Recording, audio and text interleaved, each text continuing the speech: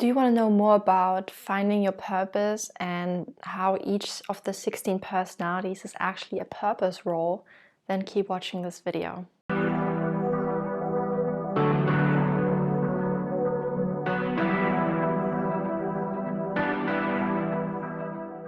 Hey, welcome back to Typevolution, where we learn how to evolve through our personality type, meaning how we evolve with the help and understanding of personality type theory and of course applying it to our lives.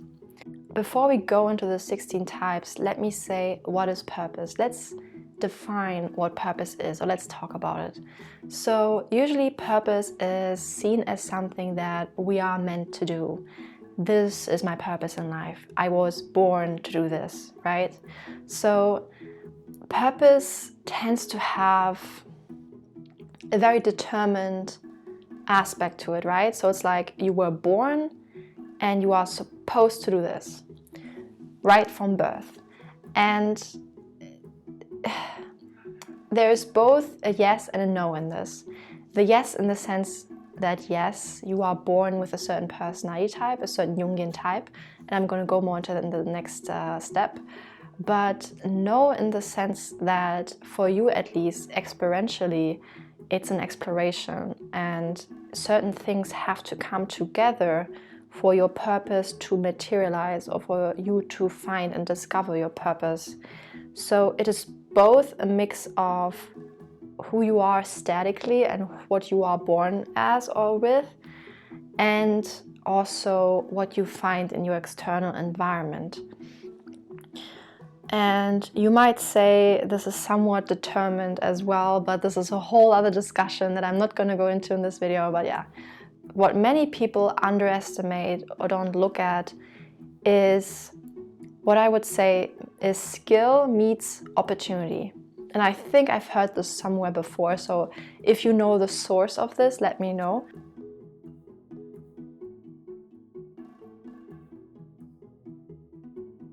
But this is just something that popped into my head. Skill meets opportunity. So what does that mean? It means you are born with a certain personality, with a certain intelligence level or multiple intelligences. If you know the theory, it's also good to check that out. With certain, things you are just born with. You also have a certain background and things like that. But it's also really important in which era you are born in, where you are and when you are. So this might sound a bit funny, it's like when I am and where I am, but that matters because, for example, I'm pretty sure that if I had been born in a different era, I wouldn't have come up with Typevolution. I would have found something else.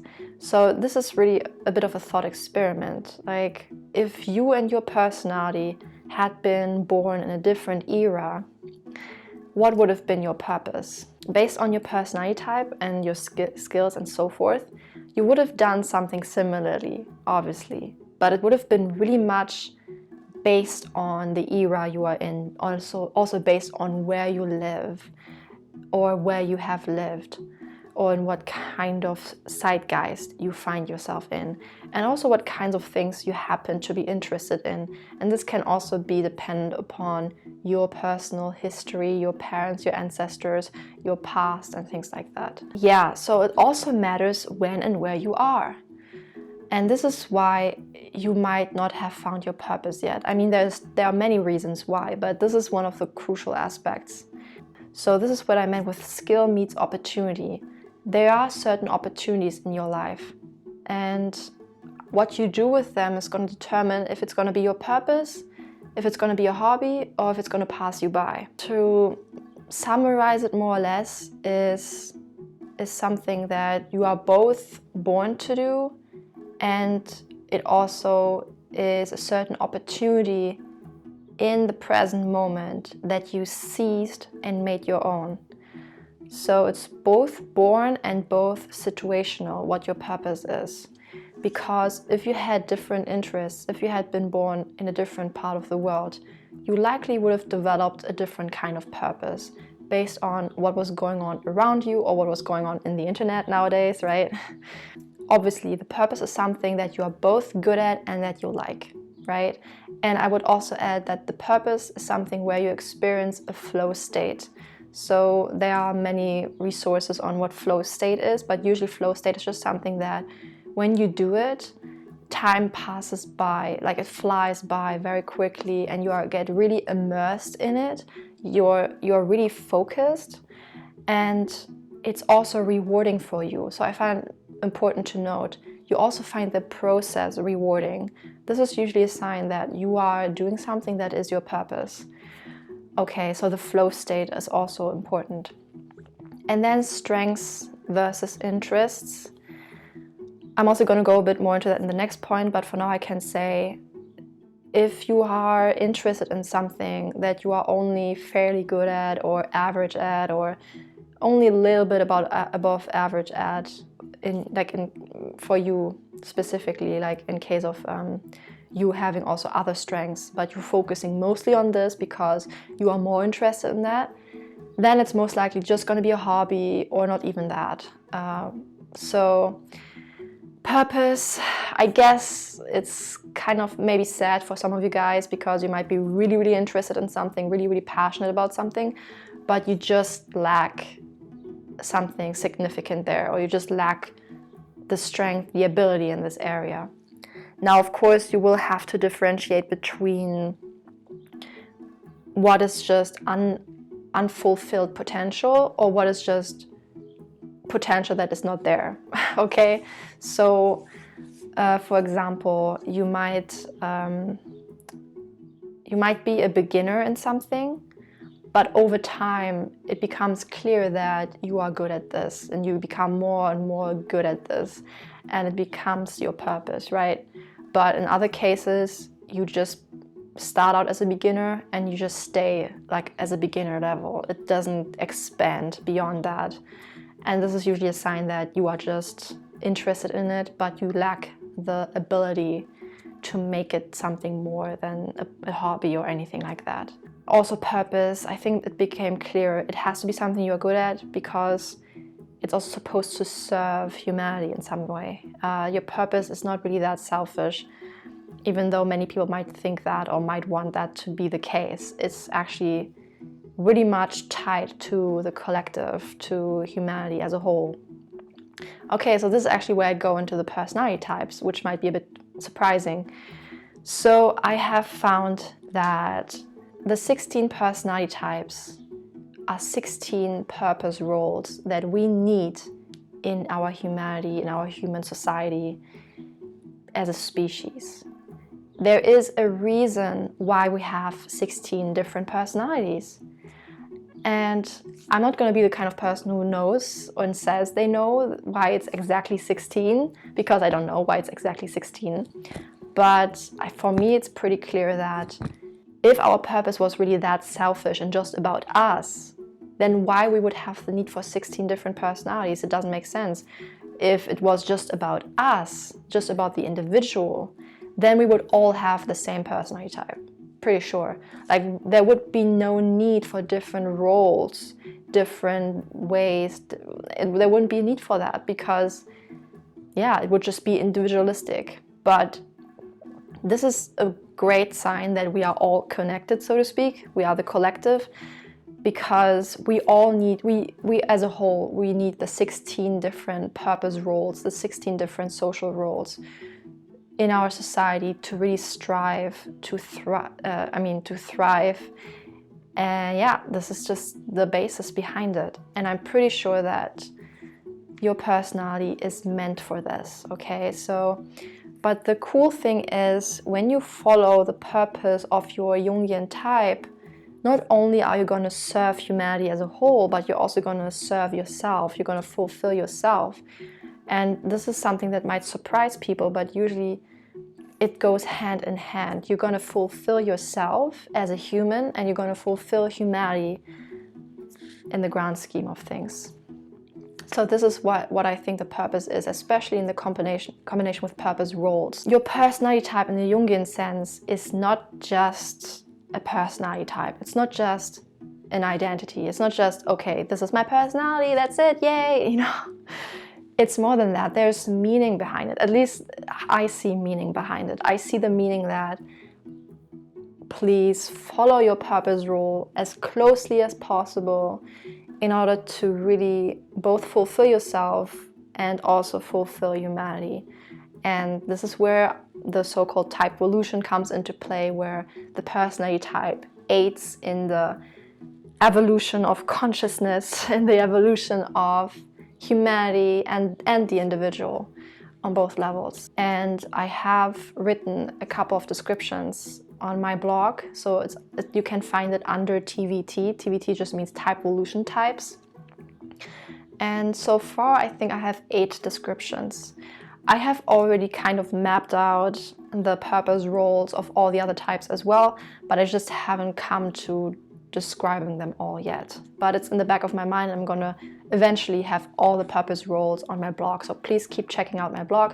Oh yeah, I want to mention the issue I have with type descriptions that do not mention the purpose or that have a very flowery title like mystic for INFJ or whatever, like something that is very fantastical almost.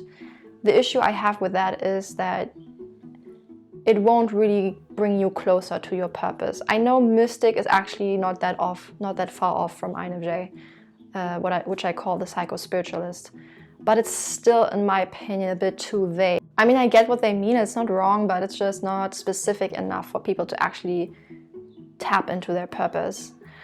One extreme is something that's really abstract. Mystic is not that too bad, but like things like paladin or I don't know, like something that's really more like from a video game rather than from real life. The problem, as I said, with that is you won't really realize yourself. You won't really tap into who you really are or your real purpose with that kind of focus.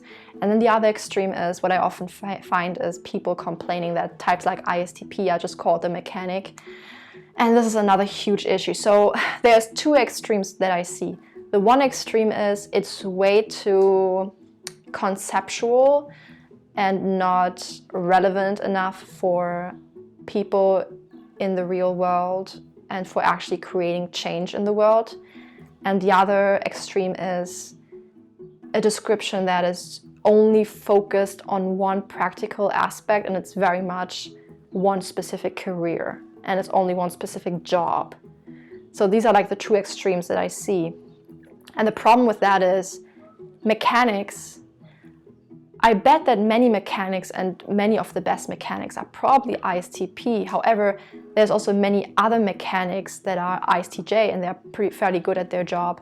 And also not every ISTP will have the purpose of being a mechanic. This is the issue. And then everyone who is not a mechanic and but still an ISTP is not going to type themselves as an ISTP just because they are not a mechanic or not interested in being a mechanic, or they don't have the specific intelligences, like, I don't know, that you will need to be a good mechanic, or certain skills. So there's also skills outside of MBTI, by the way. So, or like another example is calling ISFP the musician. Well, once again, it's not totally wrong, because I'm pretty sure that like many of the most famous musicians and the most successful musicians tend to be ISFPs. But that doesn't mean that every ISFP has the purpose of being a musician or is interested even in being a musician. That's the problem.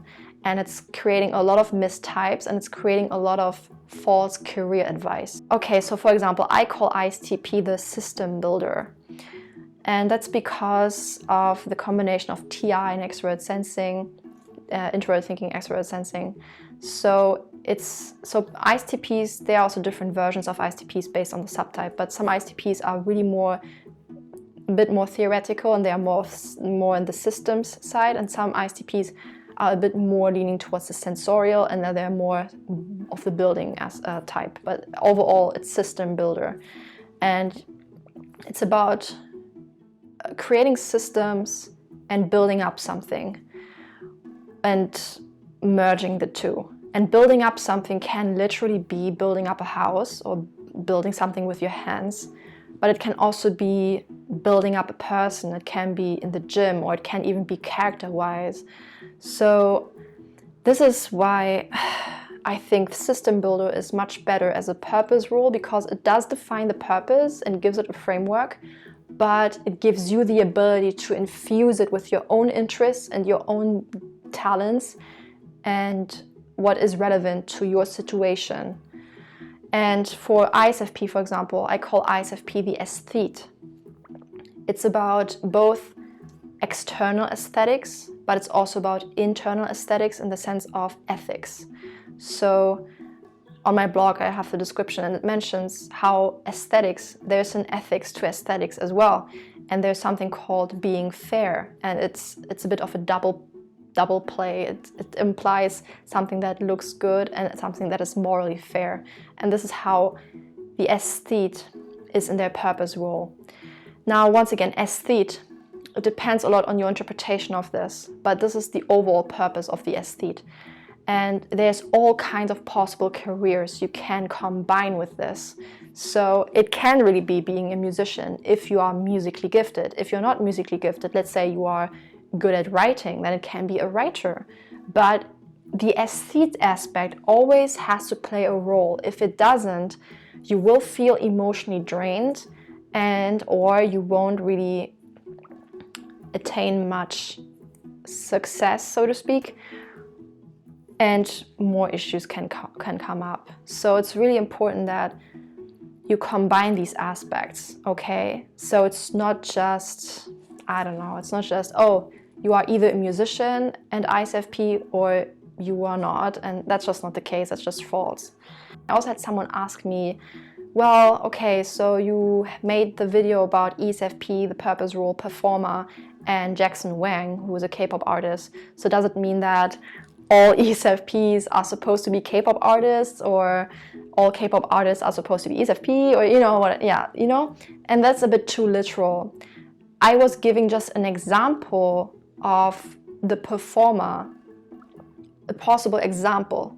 So a performer being a K-pop artist works really well with the performer archetype or the purpose role, but it can also apply to other things. It can even be in areas like business, it can be in areas like almost anything really, as long as you combine it with what you're interested in, what you're good at, and then infuse it with your personality type and its purpose role. And that's where the magic happens. I probably should have used a different example, like Leonardo DiCaprio, who I think is a very prominent example of an ESFP in his purpose role as the performer. So yeah, I'm gonna make more videos about this, I think, because I think it's really crucial. So what happens if you do not follow your purpose role? First of all, you're gonna feel unfulfilled, you're gonna feel emotionally drained on some level. You're not gonna enjoy the process. So this is the personal aspect.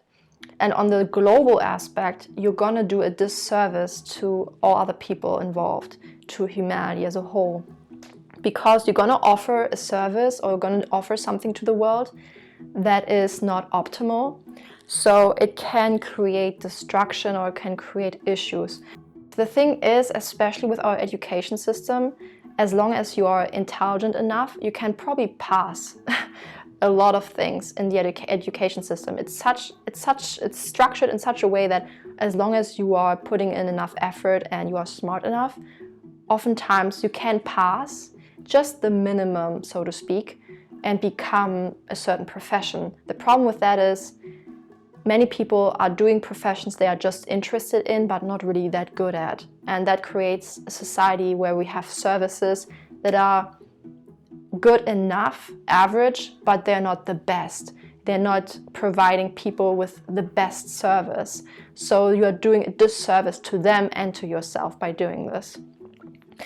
And yeah, I mean, our society tends to be okay with this because sometimes there are certain roles that have to be fulfilled in our society, and then it's still good enough if someone does it who is not really suited towards it.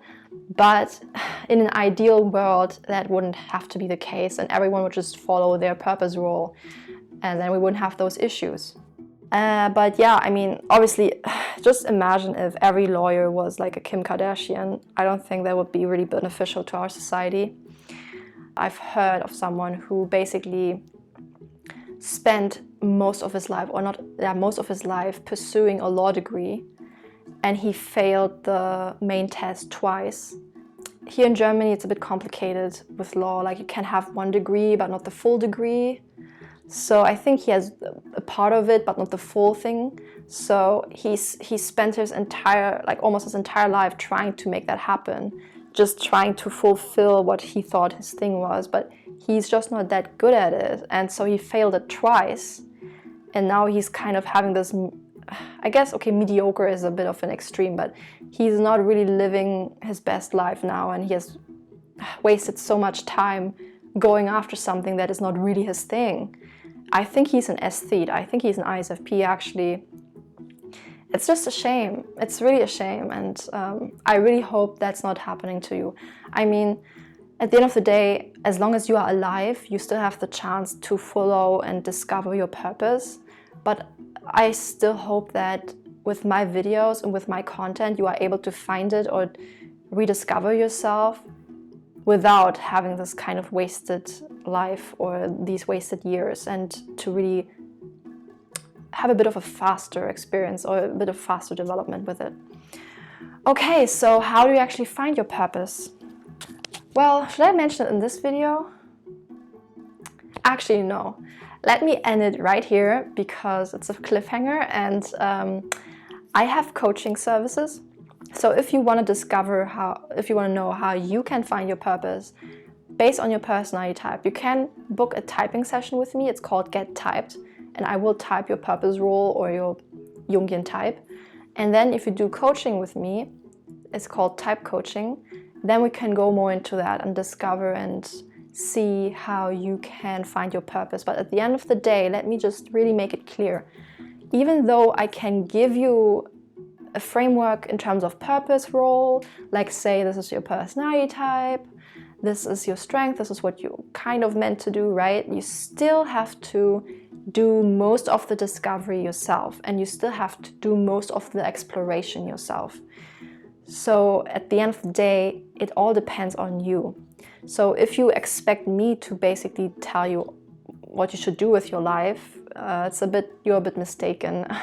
This is not really what my role is here, so it's still up to you. But I think my stuff can help you with it. Okay, so that's that. And I think I'm gonna put it into another video, how you can find your purpose, and it really depends on your purpose role. So yeah, have a good day and see you in the next video. Bye!